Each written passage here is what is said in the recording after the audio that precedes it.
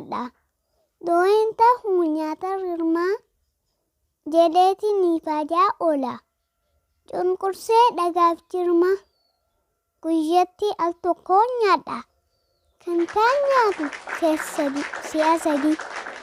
Reetuun na qoraase qabaadheetii miibadii. Sanuu argadhu shummoo yookaan hunqaaf dinnichaa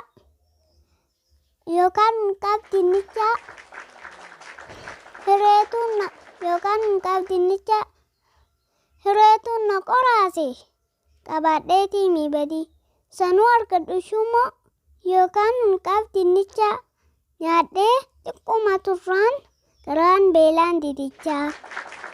Gaaf tokko nama tireetiin hedduu nyaadhee siksa jedheen sabbataan hidhe. Dirqumaan gadi ciisa. Gaaf tokko dirqumaan gadi ciisa. Qaama guyyaa bututeen boqochiifachuu yaada. Hirriiba boqochiifachuu yaada. Gangalachaa of hoogan hirriiba qabuuf gaada. Boqonnaa sammuuf qaamaa maaltu hirriiba kitame. Inninis tasa na dide. Tafkiinis natti bitame. Qorriinis na kotteessite. Manni koo hin qabu hulaa. Bullukoon silaa hin jiru. Carqii maradhee bula. Qaala'insi jireenyaa wanti nyaataaf dhugaatii hedduu nu yaaddeesseera. Jiraachuufuu dhugatti kan kalee 500 arra 900 baasiin dachaan dabale hin jiru maddii galii.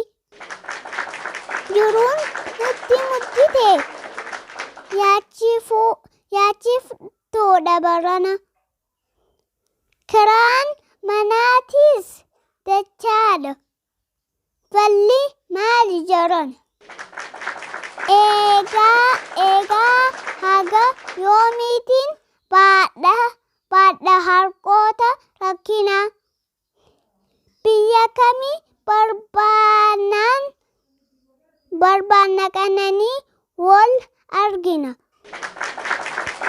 Argan si dhabee rakkoon lakkuu narratti dhalate.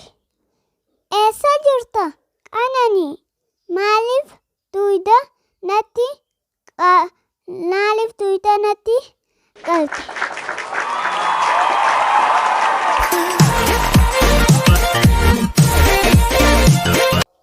Waa sadi eeggadhu.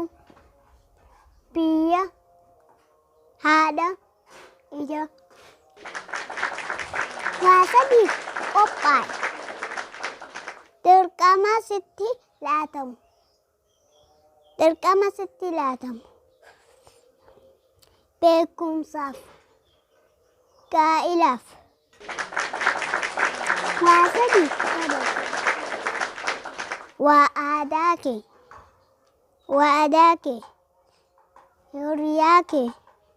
hiriyaa kee, gaa'ila kee.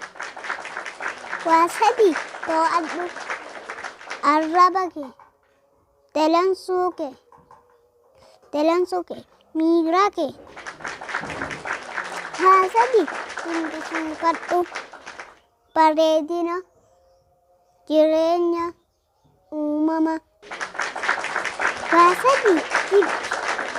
Hinaaffaa komii, hinaaffaa hammeenya.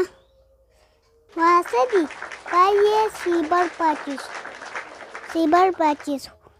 Amantaa, abdii, jaalala.